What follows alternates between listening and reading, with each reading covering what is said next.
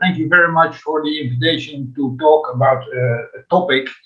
And the only issue I have is that you want us to talk in 35 minutes about an issue in which I can talk all night. So if you have time, we'll continue after the session. This is my wife, Linda. So we are working together in a city called Hoofddorp, and which is translated as head village. And we consider it, of course, the most important city of the Netherlands. And you may have heard of one of our suburbs, which is called Amsterdam, but maybe you didn't. And the other point is we have an airport 5 kilometers from our office, so we have everything we want. We started with I started by incident, by accident getting involved in the ME-CFS in 2007 or so, and within a few weeks I saw more than 1,000 patients with ME-CFS symptomatology, and I thought, what the heck is this?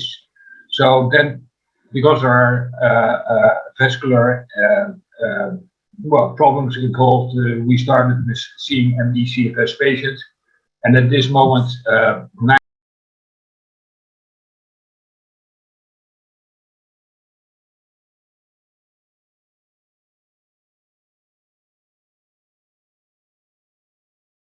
talk about the orthostatic intolerance, not about the 2-day CPAT exercise stress test. We're talking about the orthostatic intolerance, which is quite a different ballgame. And just put it to the next slide.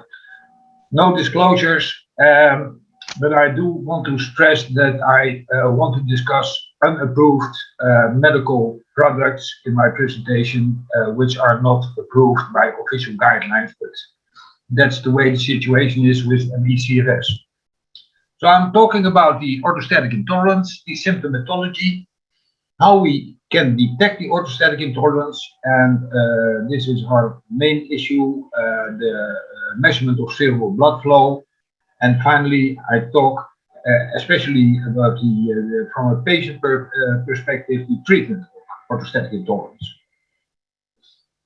So this is the official definition.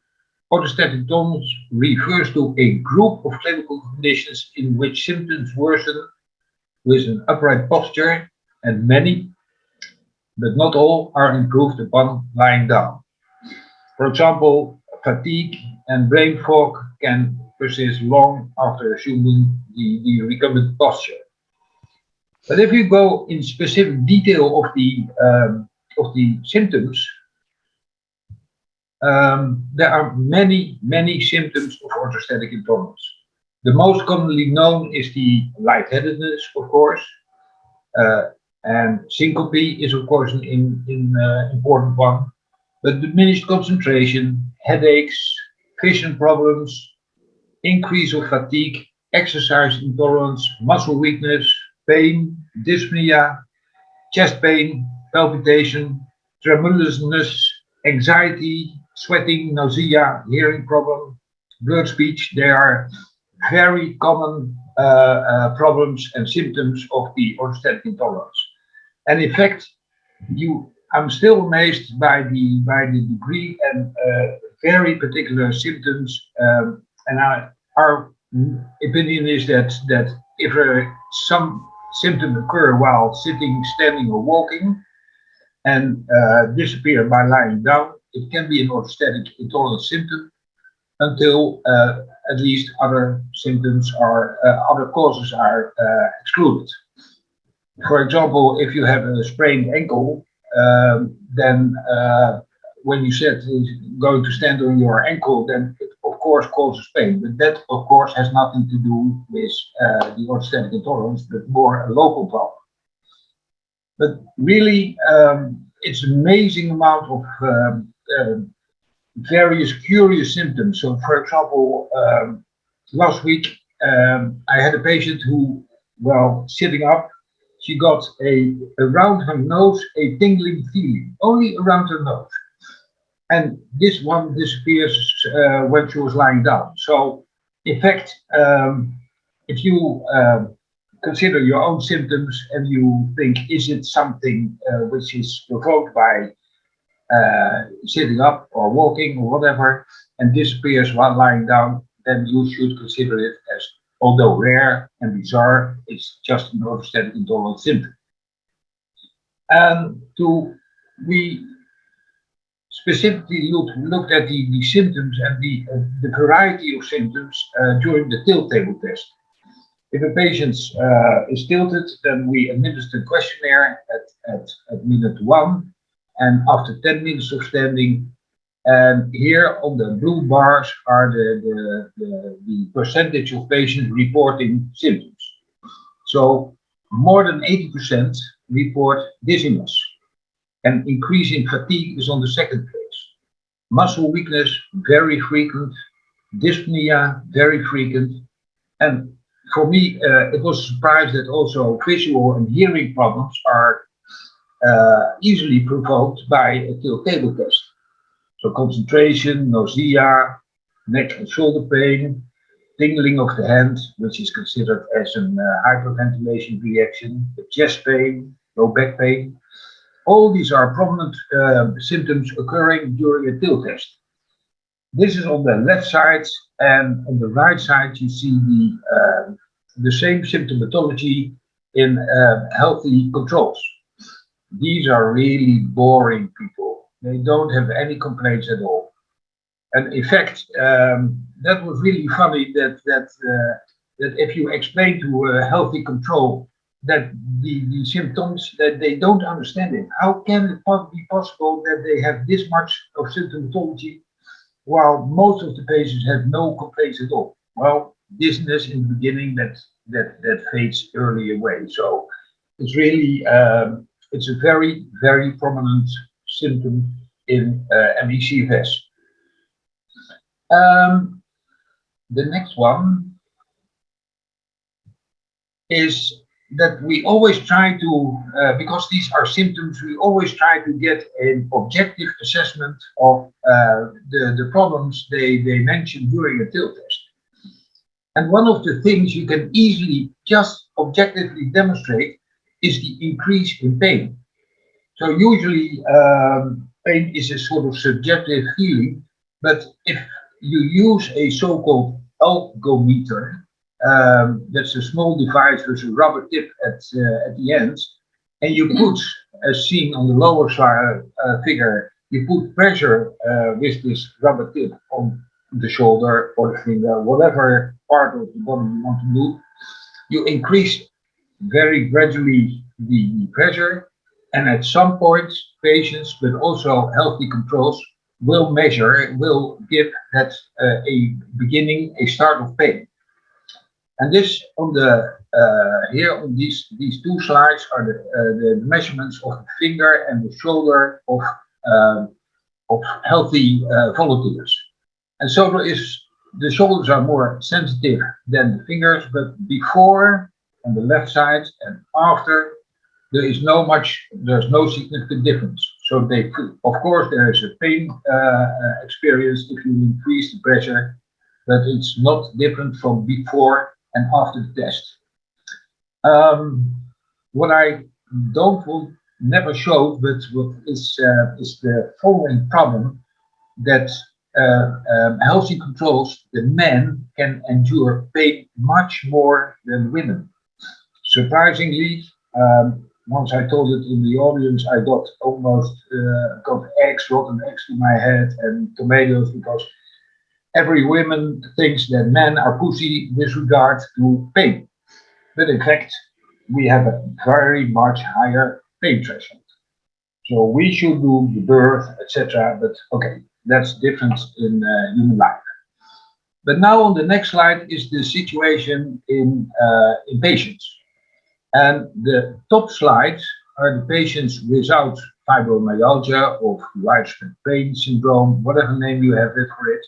And on the lower side, you have the patients with fibromyalgia. And in the patient without fibromyalgia, the beginning, before the test, the pain threshold is the same. But after this, you see a significant decrease in the pain threshold. That means that if you have a less pressure, that they already start to experience pain.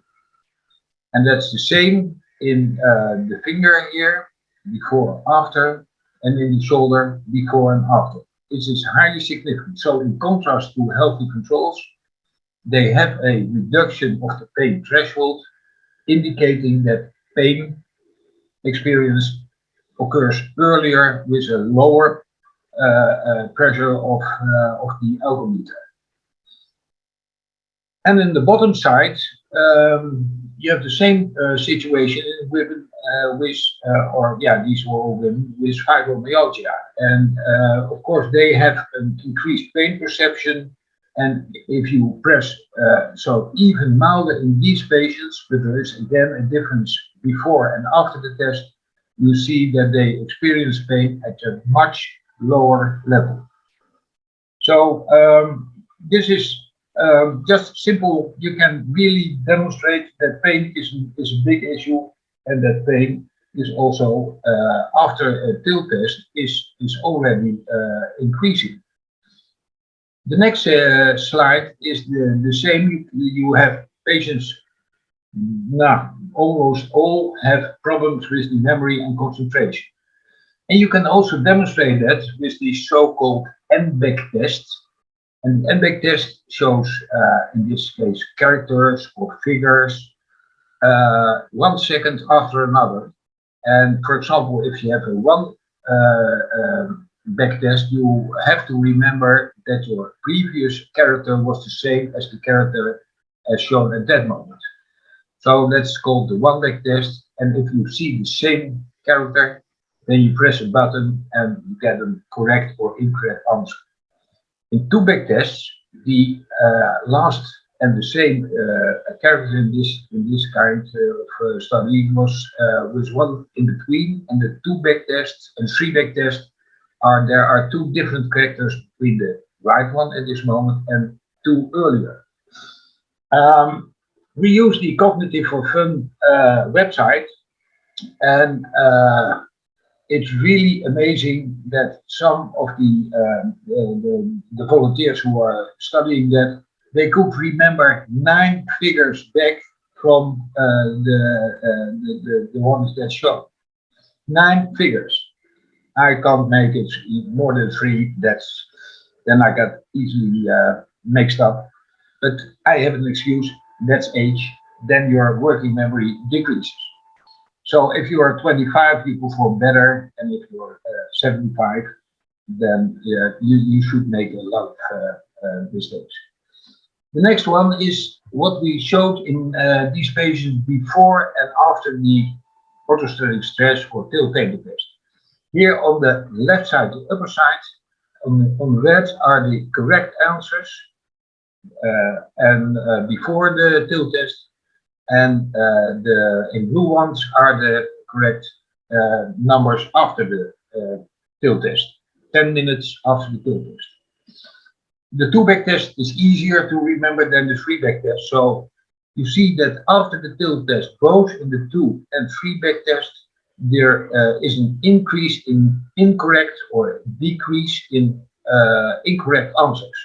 That's shown here. But also the time you need to make a decision, whether it's good or bad, increases after the TIL test, both for the 2 and 3-back test. So it's really, again, an objective measure of the memory and concentration problems that patients have. Yeah.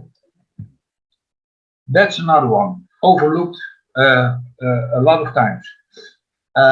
If you develop while sitting, standing, or blue feet, blue hands, etc., it's a sign of orthostatic intolerance. I don't know how many patients who are listening now do have the same problem, but I think so 1 in 10 of the patients do have this sort of feelings or visual appearances, mainly after, for example, taking a shower.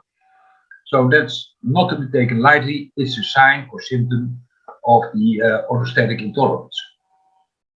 The next one, and this is an important one, that once you have an orthostatic stress, once you have and that we're coming back to later, you have a decrease in cerebral blood flow to your brain, then the orthostatic stress may result in a post-exertional malaise.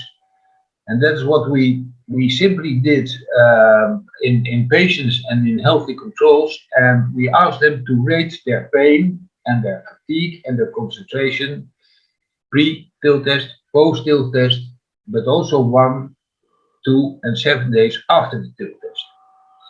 Again, in the bottom here are the blue lines, and these are the boring healthy controls, and there nothing changes after pre, post, 1 day, 2 days, and 7 days.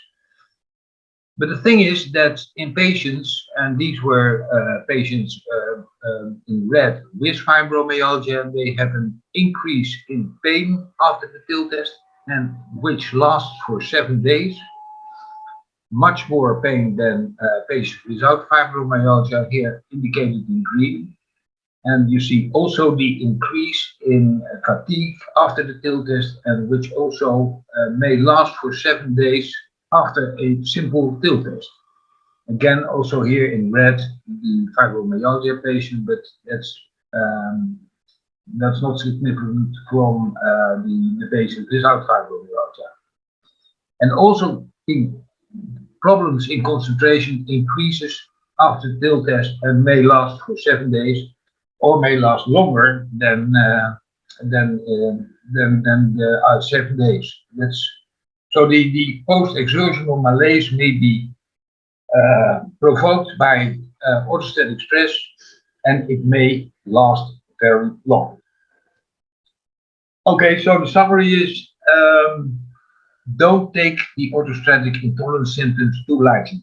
That's really a big issue, and if you're not aware of it, then you may overlook it, and you may perform PEM, etc., with a prolonged period of time. But the underlying point is, what is the cause of the orthostatic intolerance symptomatology? And there are 2 factors, and the most important one is shown here on the top. That's the reduction of cerebral blood flow. Blood flow goes to the head with the oxygen and with the nutrients, and the main nutrient is glucose. And if you have a reduction of blood flow to your head, then you get, of course, the dizziness and lightheadedness, and you get the headache, the vision problems, the muscle weakness, the impaired memory, concentration, the fatigue, the syncope, etc. But secondary to this reduction of flow to your brain is that the stress system gets activated, and you get palpitation, tremulousness, chest discomfort, chest pain, sweating, muscle tremors, etc. So these are the 2 main components. Yeah, if you have a particular symptom, for example, some patients get stomach problems, abdominal pain, then it's probably related not to the brain, but to the local organ that's underperfused. So, what is then the cause of the reduction in flow to the brain? There are 3 important ones, and the most important one is the gravity. The second one is the reduced blood volume.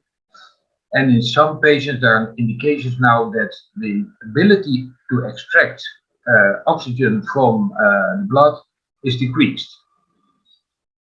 To start here with the gravity, this is the circulation contains approximately 5 liters of blood, and which is of course circulated by the heart.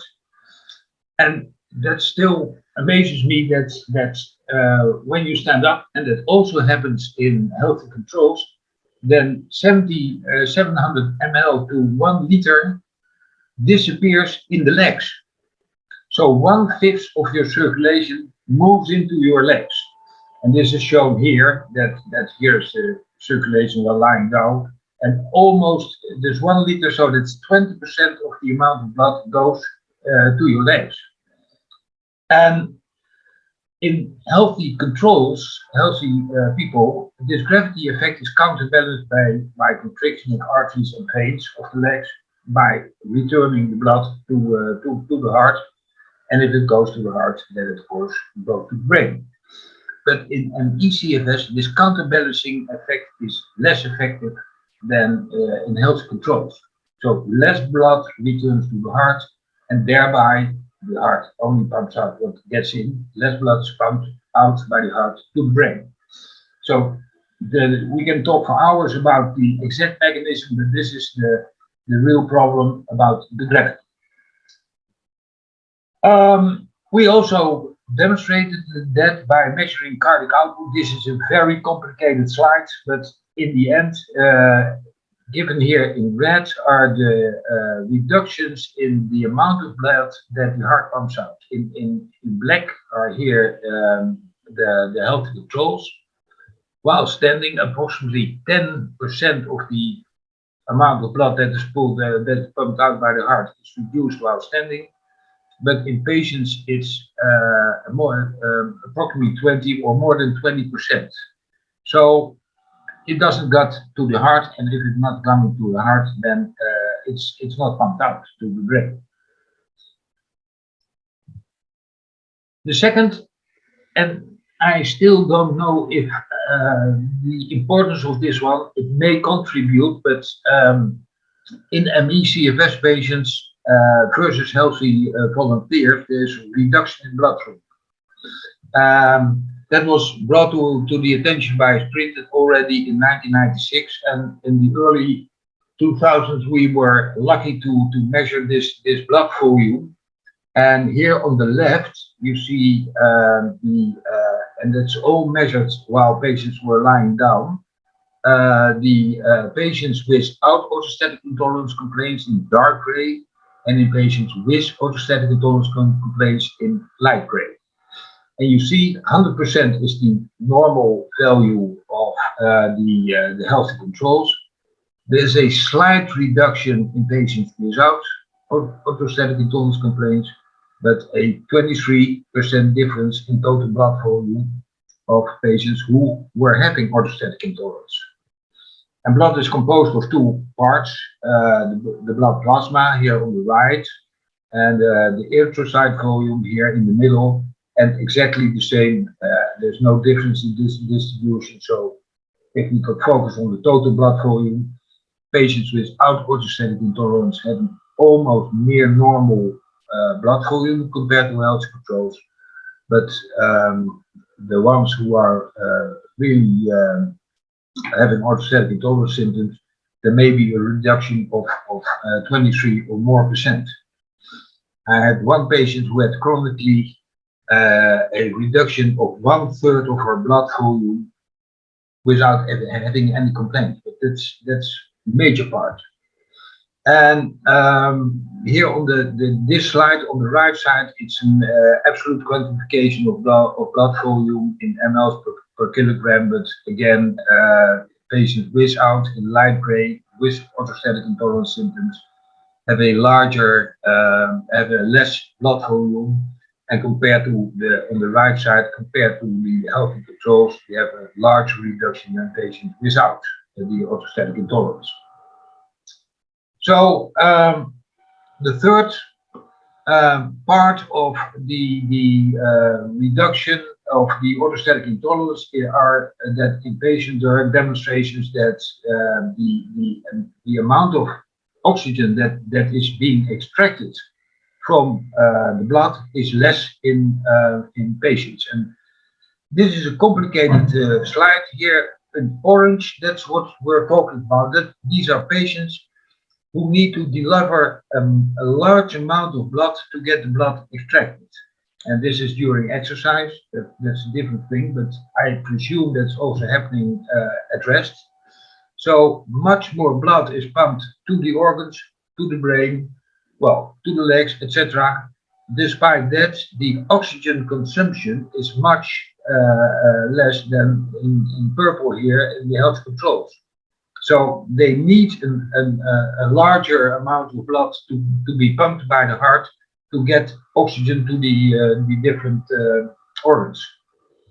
So gravity, blood volume, and a decreased extraction of blood by the organs, and that might be related to mitochondrial problems, but that's not quite sure at this moment. So how do we measure it, the orthostatic intolerance? Simply by inducing gravity effects. And there are three tests. The three most common are the tilt table test on top here, patients lying down, and patients positioned in the 70 degrees erect position. You have also a passive standing test, also very popular, in which patients lean against a wall for 10 minutes. And the so-called active standing test, then patients have to stand without support. That's the bravest test, because if you get a problem with your head and you're just standing on your own, you may collapse. But okay, I did that also, but there was one nurse standing beside me. If a patient did get problems, then she immediately pulled him and put him down, etc. Normally, the most usual measurement is the heart rate and the blood pressure, but you can add all kinds of fancy things like measuring the total amount of blood that the heart pumps out, an EEG of the brain. You can measure the flow to the brain, you can measure CO2, you get oxygen saturation, but these are mainly research questions. So, if you look and focus on the heart rate and blood pressure, you have in general 4 different responses. First, the POTS. Second, hypotension, that's the POTS is an increase in the heart rate. Orthostatic hypotension, decrease in blood pressure. Patients may faint, and finally we have a patient with a normal heart rate and normal blood pressure response. And this here on this slide is a beautiful image of a patient who is tilted, and you see an increase of the at the moment of tilt, a very rapid increase of the heart rate from approximately 110 to 190. Now that's abnormal. That's very abnormal. Usually in healthy volunteers, the heart rate goes up by 15 or 16 beats per minute. This is the orthostatic hypotension. Here is the tilt started, and gradually over time, the systolic blood pressure in red, the diastolic blood pressure in blue are decreasing. And you have well, that's a well-known, internationally accepted thing, is that the systolic blood pressure, if it drops more than 20, or the diastolic blood pressure drops more than 10, then you have an orthostatic delayed or immediate hypotension. Then the third one, of course, is a very obvious one. Here's a patient who started to tilt, and at this moment, before anything happened, she started to feel unwell. And suddenly, after 10-15 minutes, we got a very dramatic and very rapid decrease in the systolic in red and diastolic blood pressure. And you can imagine that these patients may faint if you don't tilt them back to the horizontal position. But the interesting part is that patients may also show a normal heart rate and blood pressure response, no POTS, no hypotension, and this is a typical example. There is a slight increase in the systolic blood pressure, slight increase in the diastolic blood pressure, and in essence, no change in the heart rate.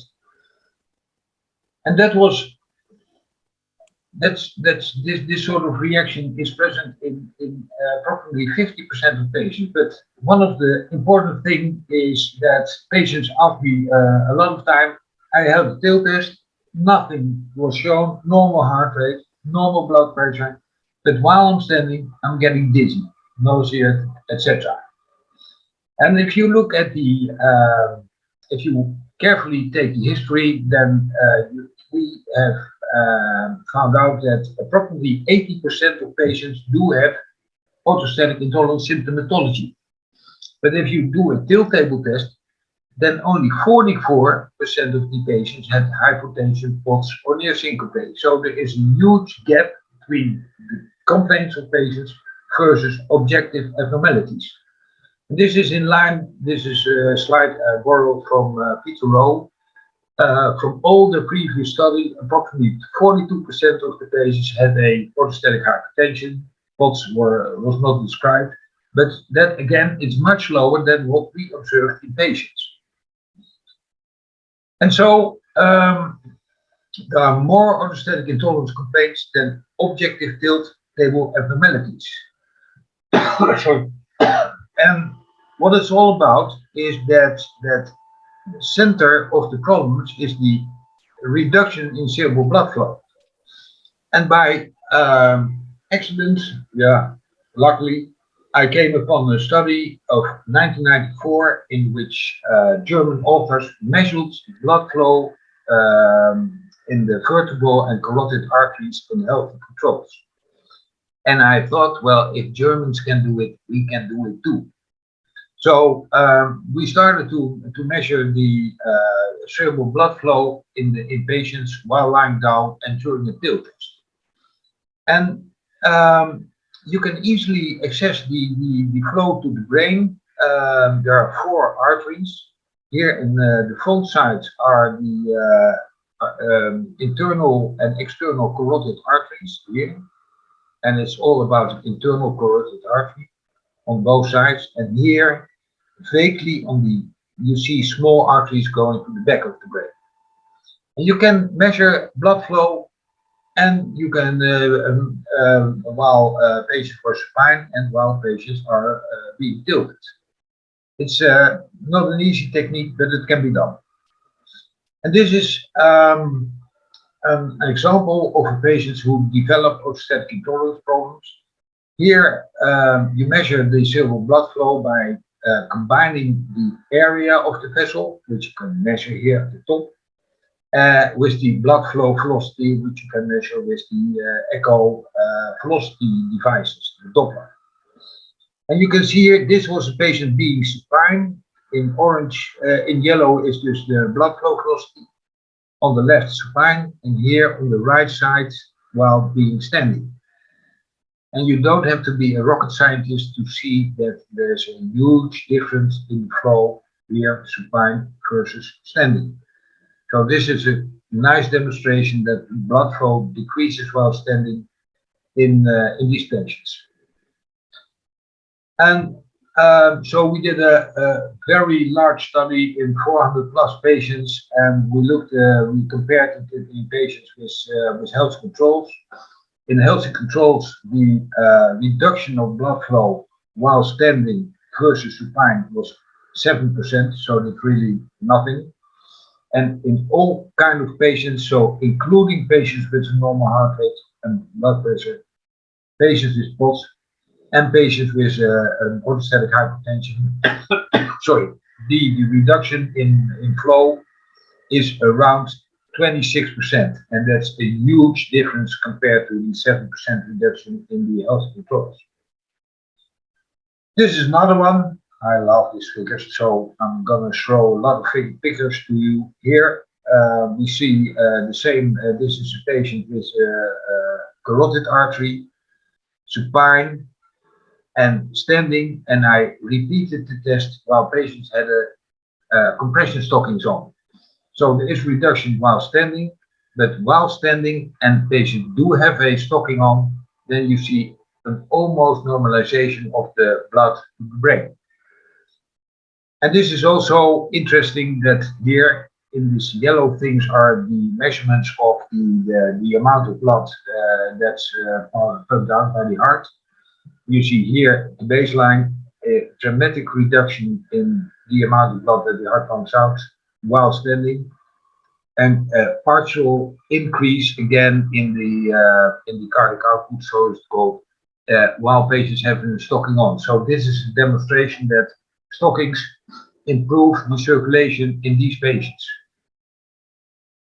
And most importantly, and this is also a very important slide, that if you compare on the horizontal axis the reduction in cerebral blood flow versus the number of symptoms at the 10th minute of the tilt, using the same questionnaire, you see that the more severe the reduction in cerebral blood flow, the greater the number of complaints. But there is a huge variation, and that's really surprising. For example, this patient had almost no complaints, as he said, while his blood flow to the brain went 40% down. So you have to be aware of your symptomatology of the orthostatic intolerance to really appreciate what's going on in your brain.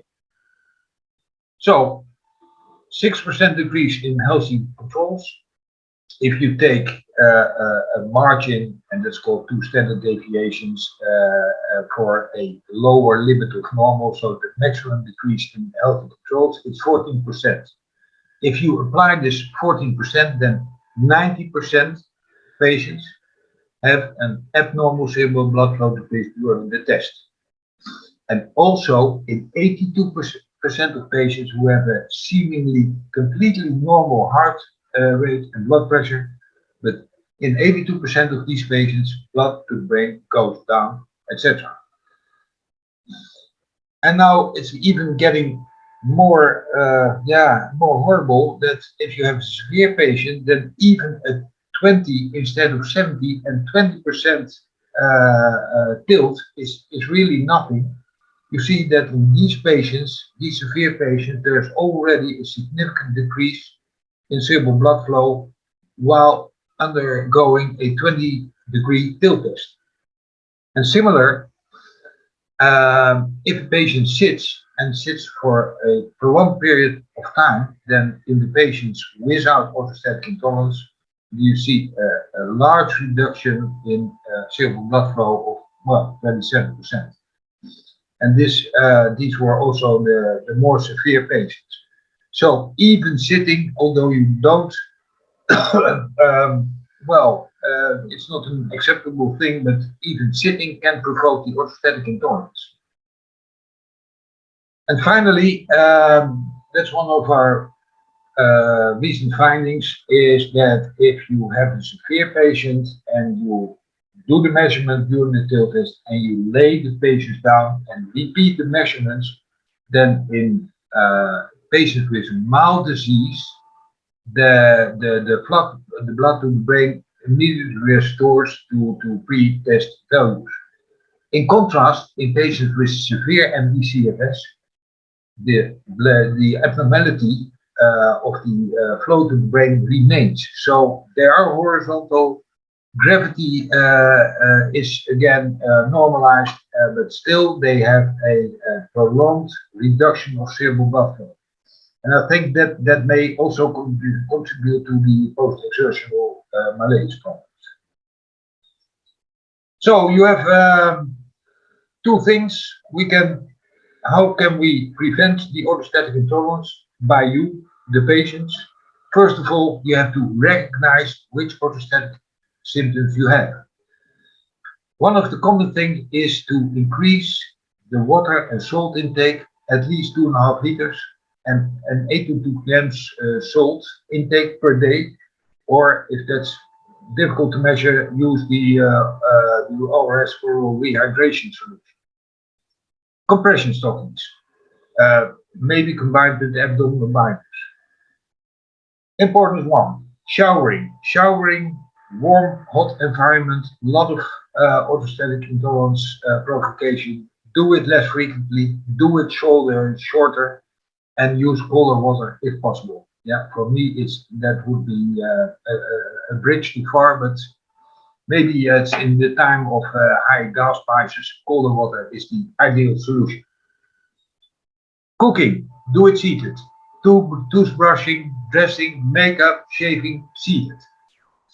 Some patients really say that if they want to study something, they do it lying down. If it works for you, do it lying down. Avoid PEMS wherever possible, because orthostatic intolerance and post-exertional malaise go hand in hand. If you have by whatever reason you have a PEM, then the orthostatic intolerance symptomatology is increased. There's a big issue stated everywhere. You have to train your leg and abdominal muscles, and then everything will be cured, etc. That's a very overrated thing. Of course, train your muscles within your energy limits, but don't do it too much because you get a pain. You may use a heart rate watch with heart rate alerts. For example, if you're a patient with POTS and the heart rate goes above a certain limit, 30 or more above the baseline, then it's time to stop your activity, whatever you do. Standing still is getting the blood dropped to your legs, so don't stand still too long. Move one leg to the other because the muscle contractions improve the venous return. If you're somewhere in line in front of the cashier, just bend over your shopping cart. And if you're lying down on the couch, then elevate your legs again to increase the blood to your thorax and to your heart and to your brain. You may also try to use sitting on your legs. If you have a wheelchair, use it with a reclining seat. And when you have orthostatic intolerance and you are in the supermarket, don't be shy, just lay down and tell them that you are shocked and almost syncope complaints because of the high prices, but it's a different matter. So just lay down whenever possible. And then finally, there's a lot of medical treatment which can be prescribed by physicians. Propranolol, ivabradine, which reduces the heart rate, improves filling time of the heart. Mestinon, it improves the return of blood to the heart, it lowers the heart rate.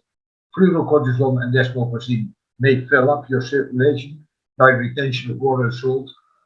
In case of orthostatic hypertension, midodrine, because it improves blood pressure.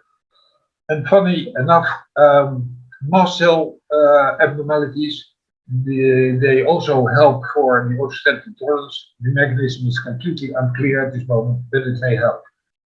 Clonidine may reduce the nervous system activity, stress nervous system. Sometimes the physiological salines in a limited number of patients will improve the circulation. It may help. It's a complicated thing. There's a lot of complications. And one important or two important things I want to mention is that many patients experience side effects using medication. Why they have more side effects than other patients who use medication, I don't know. But I always say jokingly, if a patient has no side effects, then I really start to worry. And secondly, the other thing is that, and that's also surprising, whatever drug you use, it is effective in maximally 50 to 65% of patients. Why? I don't know. If you should give Mestinon, why doesn't all patients improve? But that's not the real world situation. For example, if you treat patients with Mestinon, then in red are the patients who improve, in blue no effect, and there are a lot of patients with side effects. So if you have a positive side effect and you compare it to patients who have no effect or with side effects, then 50% of the patients do respond to the Mestinon treatment, and it's similar to other drugs. And if you compare only the patients who tolerate it, no side effects, then it's effective in 63%. So it does. If it doesn't work, it doesn't mean it's your problem. No, it's a problem of the drugs. So conclusion. Orthostatic intolerance complaints and objective signs of POTS and orthostatic hypertension are very prevalent in ME-CFS patients.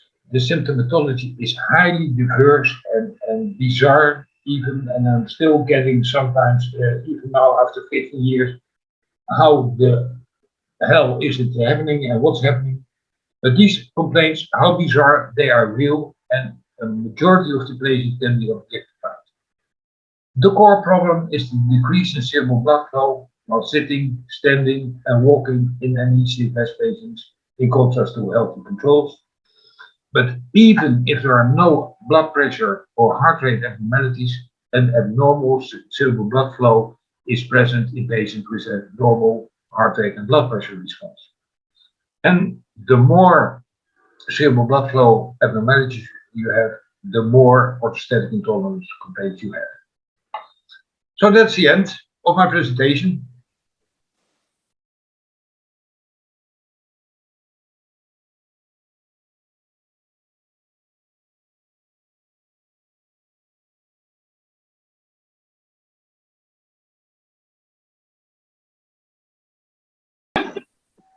You have to choose between your stomach and your brain. In my opinion, that's not a difficult one, but probably for this person it is. When you're going up from lying down to 20% or more upright, you're getting your brain into trouble, increasing your PEM and increasing your orthostatic intolerance. Any other symptomatology like gastrointestinal problems maybe should be fixed otherwise in a different manner, being able to calm down your ME-CFS by lying down and not increasing it by comforting your gastrointestinal problem.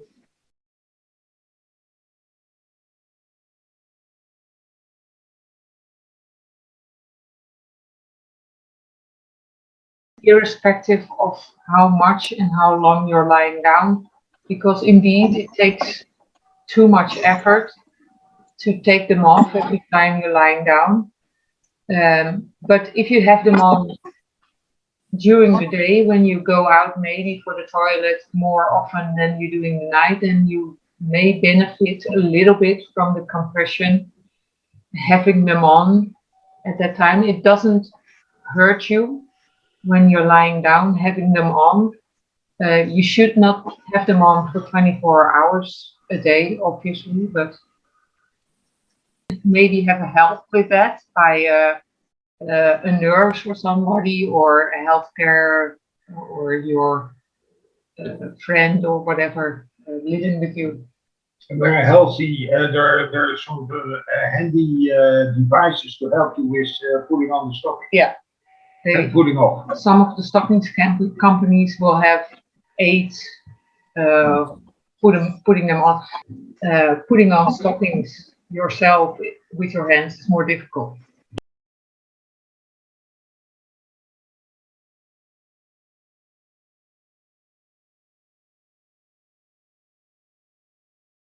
We do obviously cerebral blood flow measurements, and next to the devices with heart rate and blood pressure on the finger, plethysmography, which kind of extrapolate also cardiac index, we use cardiac Doppler, determining cardiac index, which is more of the gold standard.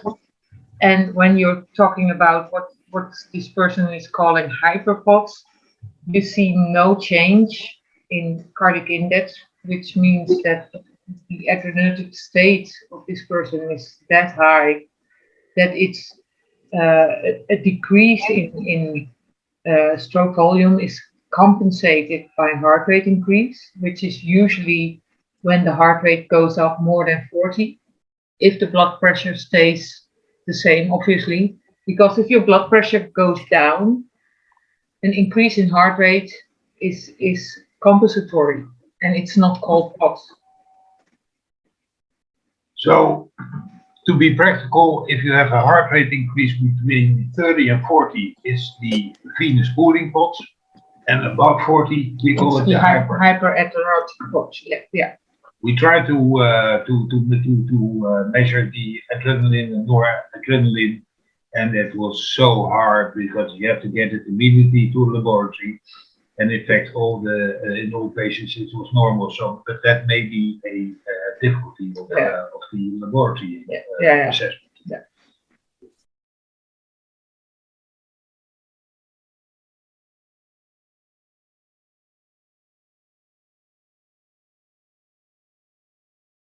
Post-exertional malaise, obviously. And the question is the high heart rate while standing up showing a decrease in blood pressure, then it's obviously no POTS. Then you can get orthostatic intolerance symptoms by that. And like when you are in a worse situation, lying down again, your cerebral blood flow will not be normal right away, and you will have the same symptomatology for maybe even up to 10, 15, 20, 30 minutes lying down because the situation is not returned to normal yet.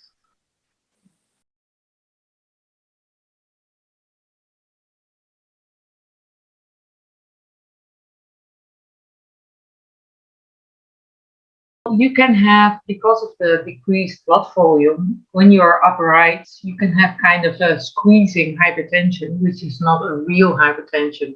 So for ME-CFS patients, we recommend only to use supine blood pressure measurements just after, not directly after waking up, because waking up is a stressful thing.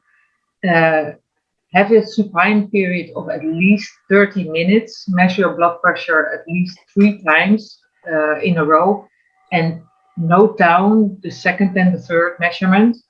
If lying down measurements are normal, you don't have a hypertension. If lying down blood pressure is normal, going up, standing or sitting, you get hypertensive, it's not hypertension to be treated. So in conclusion, get off the Coversil. Probably, yeah.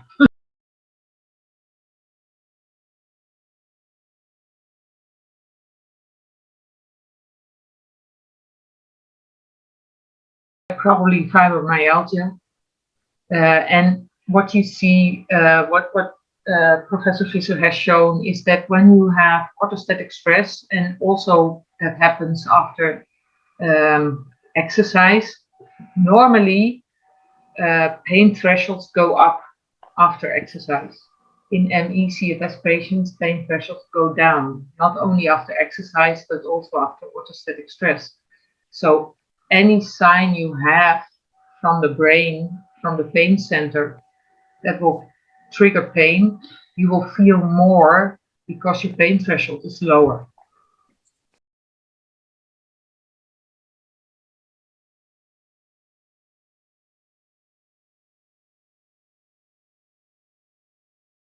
Blunt first response is no. Okay. Leg exercise obviously can train your muscles a little bit, but it will not improve your cerebral blood flow. Yoga, no, probably not. We're getting in muddy waters. I don't know.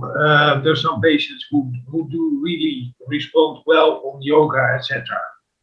And then we have this. But we have not proven that it will No, increase cerebral blood flow. No, that's right. But yeah, it may be. I'm less sure than you are. I'm pretty blunt all the time.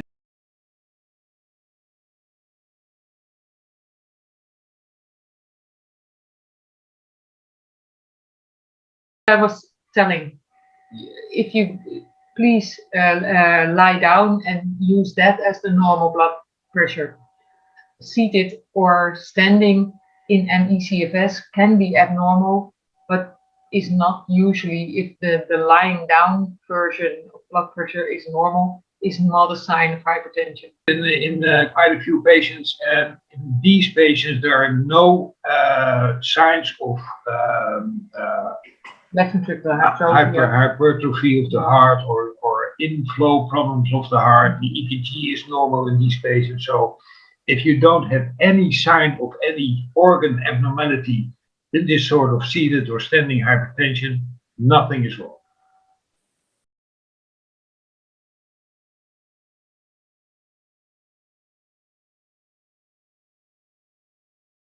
Can be. You can be out of balance also due to a cerebral blood flow decline. Some people describe the symptom of dizziness not as good as other people do. So it can be.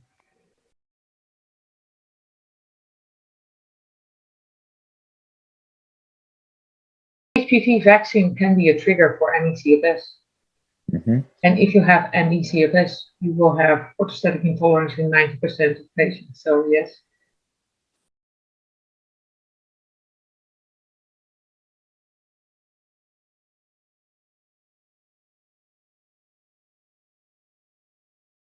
I'm probably one of the cardiologists having a metabolic signature, having a diabetes training. If I'm reading stroke, I'm thinking with numbness, is it neuropathia from diabetes maybe?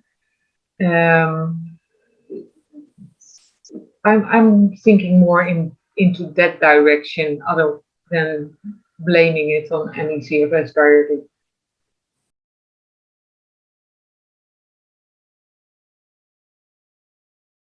If you get a decline in blood pressure and get a reaction in heart rate for 30 beats per minute or more, then it's not POTS. You can have a reaction of POTS where your blood pressure stays normal or even gets higher, and after that get a delayed orthostatic hypotension. That's possible. But having a lower blood pressure and an increasing heart rate, that's not POTS. Okay. So the POTS can be followed by an orthostatic hypertension, or can be followed even by syncope.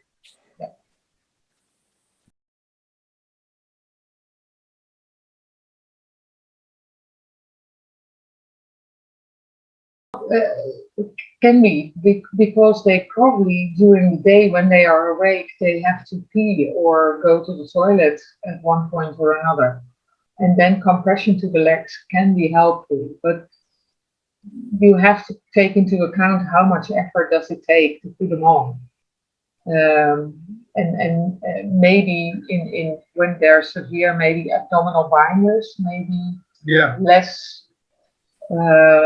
Taking less energy putting them on. Yeah, but if you take on abdominal binders without compression stockings, then you may block the re-entry from the legs to the abdomen. That's also true. I always say with everything, try it and see if you improve. And that's the same with medication or supplements or what intervention you do. Try it for a period of time, 1 month, 2 months. If it doesn't work, stop it. Don't do it anymore.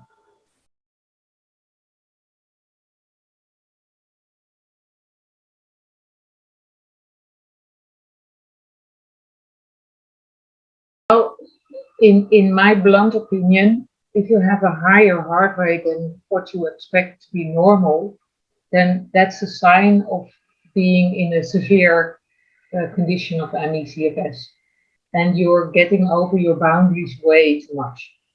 So lying down more, longer, flatter, for a prolonged period of time, because when you stay within boundaries, you will only save 1 minute per week.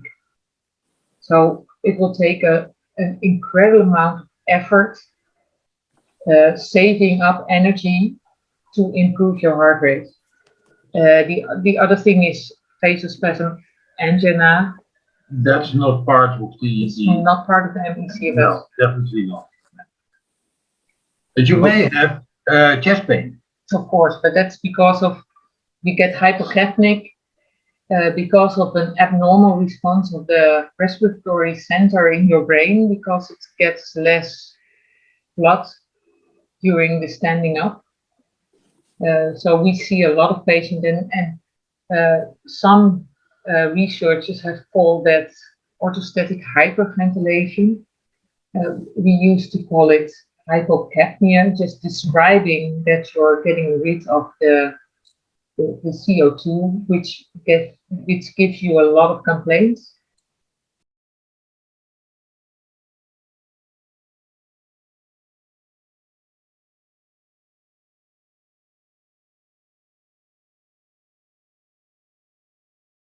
Obviously, it's not normal when you're ill. Yeah. Post-viral fatigue is ME-CFS, period.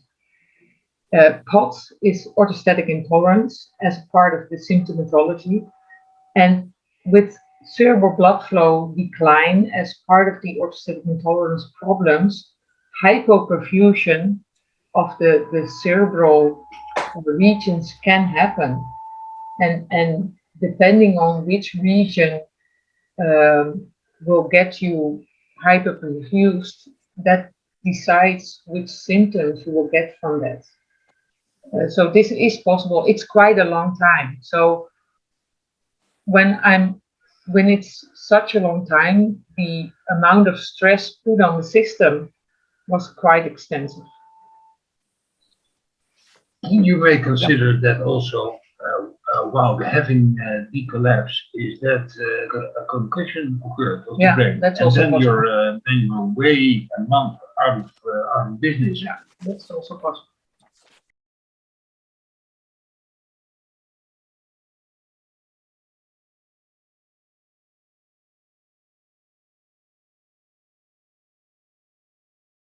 Depends on how you measure the pulse, because sometimes Fitbits or smartwatches or whatever don't take up every beat your heart does when there's some extras, some extra systole or something like that. Yeah, but if you have a low blood pressure and a low heart rate, that's part of the game. Yeah. And so it can be just part of the whole symptomatology, orthostatic symptomatology. So yeah, it happens. And if you have a low heart rate and a low blood pressure, that makes treatment more difficult.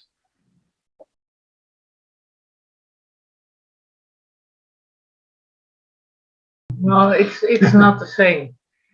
There's a lady in US which stole this pulse pressure idea from Professor Rowe. It's kind of a consequence of what happens. It's not a sign that you can make your decisions on. It's not like my pulse pressure has come down like this and this and this. What medication will I take? No, that's not how it works. No, but on the other hand, you see also on one of my examples that the pulse pressure, which is the difference between systolic and diastolic pressure, decreases during stress. Okay, you can't use it as a test, no, but it's a very common finding.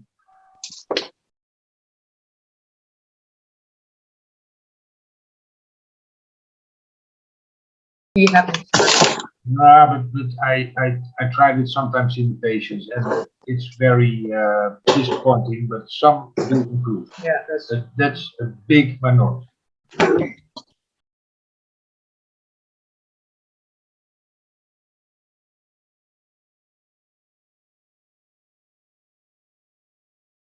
It almost sounds like this is a hypermobile person. And in hypermobile person, dysautonomia, which orthostatic intolerance and POTS is obviously a part of, can also extend to gastroparesis and bowel motility issues and even bladder issues.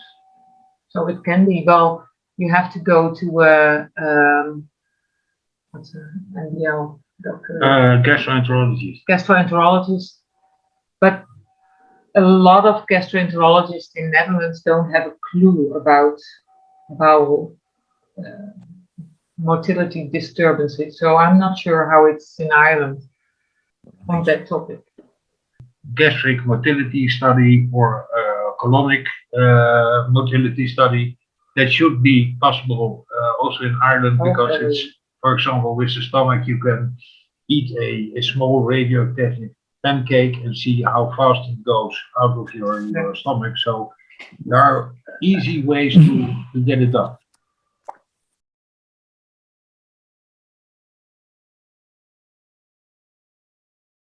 This is wrong breathing due to cerebral blood flow decline by being upright, and the only way to handle that at first is lying down and make sure your cerebral blood flow improves, stay within your boundaries, and then when you're doing that, having enough fluids, having enough salt. One of the medications that were on one of the last slides of Professor Visser might help, but if you're not staying within boundaries, any drug will have not a very good chance of helping you out. Now, but the point is, once you have not only the chest pain, but also the dizziness, also the nausea, once it happens during, well, an orthostatic problem, then it may in some patients stay there for days, weeks, years. And in this case, the simple ibuprofen or paracetamol or etoricoxib may help to relieve the pain. It has nothing to do with your heart, nothing to do with the lungs, nothing to with the lung blades, etc. No, so it's an innocent thing, but a very potentially worrying thing. So don't worry. Take any pain medication, and yeah, take a rest and see what happens. But it may be present for a long time in patients. Mm-hmm.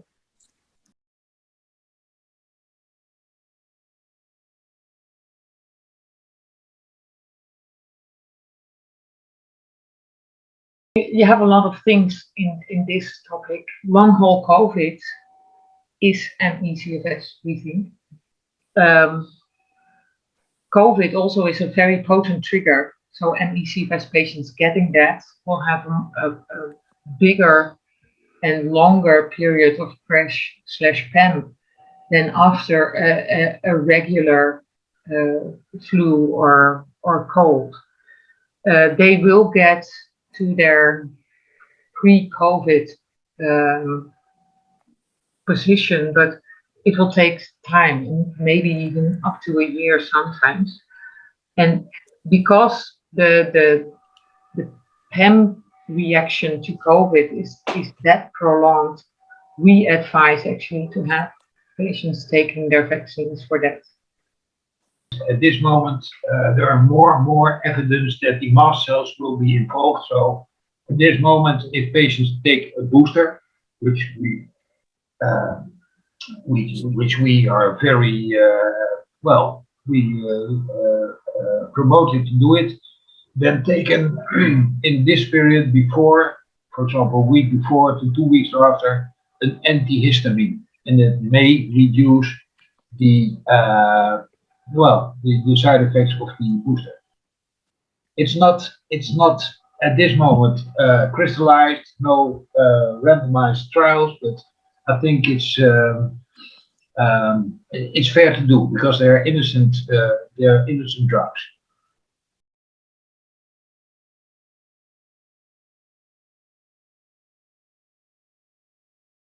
It's an ME-CFS response. Your blood is less, your blood volume is less. Of that, the normal compared to healthy controls amount of blood will go down to your legs due to standing.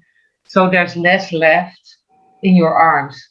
So the arteries in your arms will feel a little bit lonely with a little bit of blood in that, and they will kind of contract, and contract artery in arm will show a higher blood pressure. So it's just a squeezing blood pressure. It's not a real hypertension.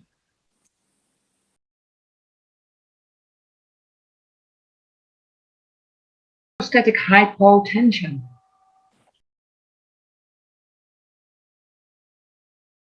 We hope so, but it depends on where the money goes to. If the money goes to really basal things like microbiomics or genes or whatever, it will take a long way to find answers for the clinical practice. But we hope getting more money into long haul COVID, hoping to get more understanding also for ME-CFS, obviously.